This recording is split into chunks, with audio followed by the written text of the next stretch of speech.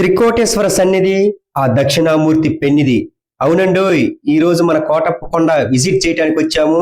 ఈ కొండ గురించి చరిత్ర, ఇంకా ఈ త్రికోటేశ్వర అని ఈ కొండకి పేరెందుకు వచ్చిందో అవన్నీ ఈ వీడియోలో చెప్తాను. మిస్ కాకుండా చూడండి. ఇంకా ఏ మాత్రం లేట్ చేయకుండా వీడియోలోకి వెళ్ళిపోదాం. ఈ కోటప్ప కొండకి త్రికోటేశ్వర అని పేరెందుకు వచ్చిందంటే, ఇక్కడ కొండలు 3 శిఖరాలుగా ఉన్నాయి. 1 బ్రహ్మ శిఖరము, 2 విష్ణు శిఖరము, 3 మహేశ్వర శిఖరము. ఈ 3 శిఖరాలు కలిపి త్రికోట అని అంటారు. ఇక్కడ పరమశివుడు దక్షిణామూర్తిగా వెలిశాడు. మహాశివరాత్రి నాడు ఇసకేసిన రాలనంత మంది భక్తులు ఈ కోటప్ప కొండకొచ్చి సేద తీరుతారు. ఇక్కడ ప్రత్యేకత ఏంటంటే, ఒక్క కాకి కూడా వాలదు. ఎందుకంటే ఒక భక్తురాలి కోరిక మేరకు ఆ పరమశివుడు ఇచ్చిన వరం అది. ఇంతకీ ఆ భక్తురాలు ఎవరంటారా? అక్కడికే వస్తున్నా.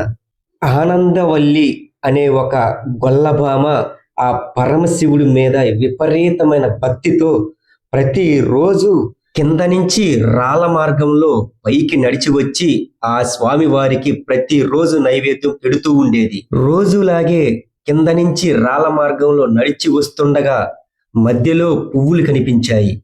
ఆ పువ్వులు కోసుకొని ఆ పరమశివుడికి సమర్పిద్దామని అనుకొని ఆమె చేతిలో ఉన్న నైవేద్యం పక్కన పెట్టి ఆ పువ్వులు కోస్తూ ఉండగా ఇంతలో ఎక్కడి నుంచో కొన్ని కాకులొచ్చి ఆ నైవేద్యాన్ని కింద పడేశాయి.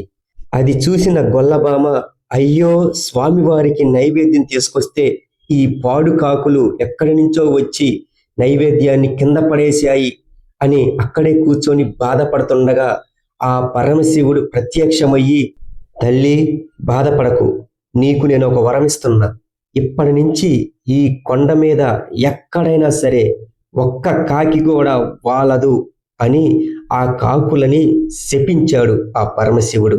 అప్పటి నుంచి ఈ కొండ మీద ఒక్క కాకంటే ఒక్క కాకి కూడా వాలదు. ఈ గొల్లబామ గురించి ఇంకొక నిజం వెలుగులోకి తీసుకొని వచ్చాను. అదేంటంటే, ఈ గొల్లబామ ఒక గర్భవతి.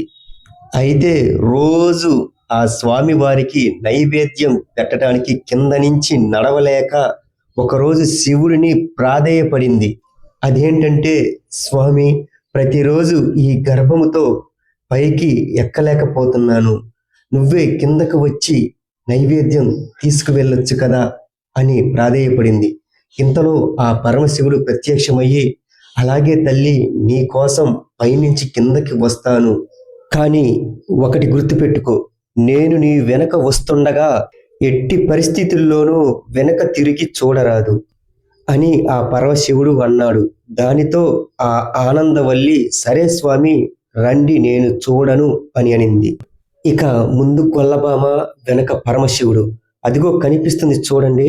అక్కడ నుంచి కిందకి కదులుతుండగా వింత వింత శబ్దాలు, వింత వింత కేకలు అవన్నీ వినిపిస్తుండగా ఆ గొల్లబామ భయపడి ఒక్కసారిగా వెనక్కి తిరిగి చూసింది. ఇంకేముంది, ఆ పరమశివుడు అక్కడే శిలయ్యాడు, ఈ గొల్లబామ ఇక్కడే శిలయింది. ఇంకా అంతటితో మన గొల్లబామ కథ పూర్తి అయిపోయింది. ఇంకా నెక్స్ట్ సాలంకయ్య అనే ఒక రైతు కథ మొదలవుతుంది. కానీ ఆ రైతు కథ నెక్స్ట్ వీడియోలో తప్పకుండా చెప్తాను. Please watch it.